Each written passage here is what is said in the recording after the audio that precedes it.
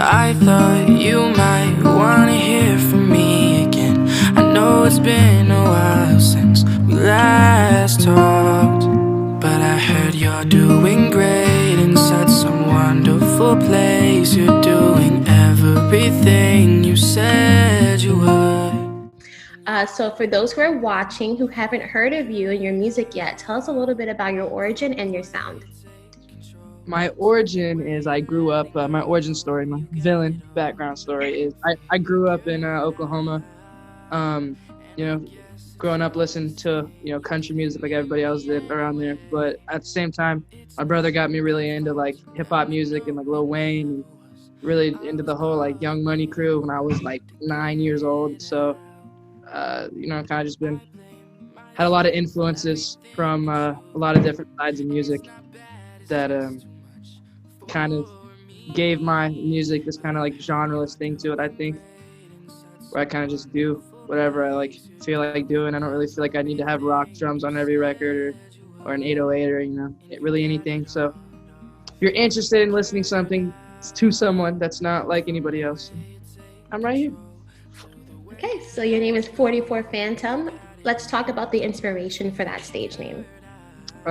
So 44 had always been like a really big like thing on my dad's side of my family. Like they all wore it for sports going back like 60 years, like really as long as it dates back. And then my my brother was born at 244. I was born at 1144. My sister was born at 844. So it's like had weird coincidences with it, like my whole life and everything. That kind of, it just felt like it had to be that.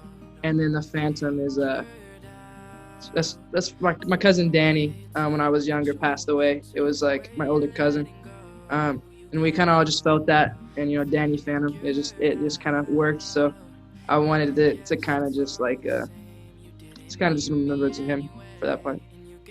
I love that. I love that your name has a real origin and it has a real tie to everything, like your story, your real story. So that's pretty cool. Some artists have some really crazy names that have nothing to do with anything, just sounded good on a Tuesday. So I really love that. I didn't mean to call. It was never about shit.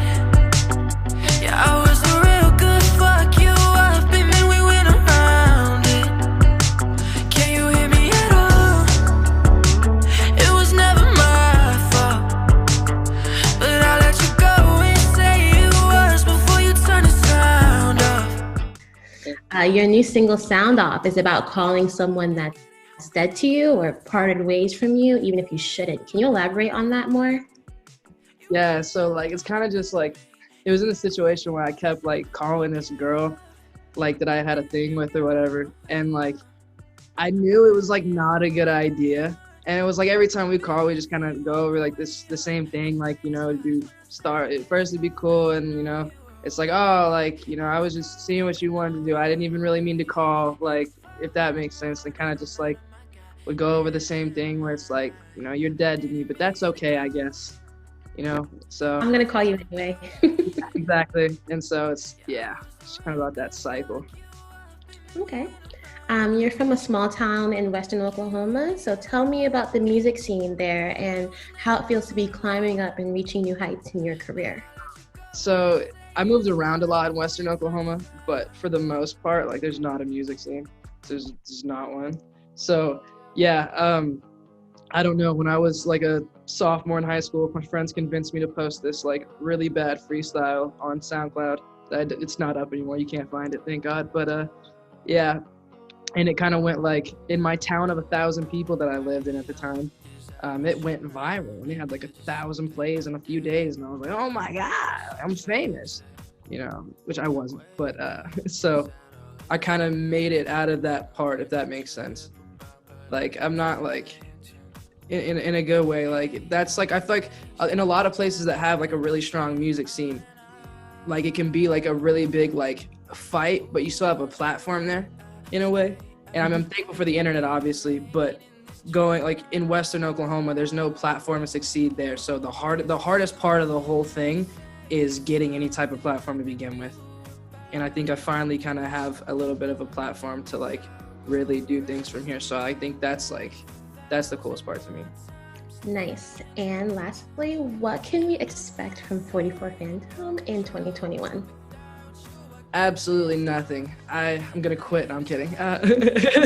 No, a lot. I got a project coming out the 19th of February called "Die Sometime It's Good for You." So that one will come out, and then you didn't hear this from me, but I want to possibly have another like full project out before the end of the year. I think would be really dope.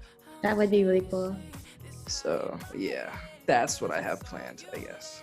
And I know you're poisonous, yeah, you're poisonous to me. But you know you got me. I'm 44 Phantom, and you just been buzzed. Awesome. Thank you so much. You're such a pleasure to interview, and I really wish you the best of luck. I can't wait to hear more of your music. Thank you. You too. Have a good day.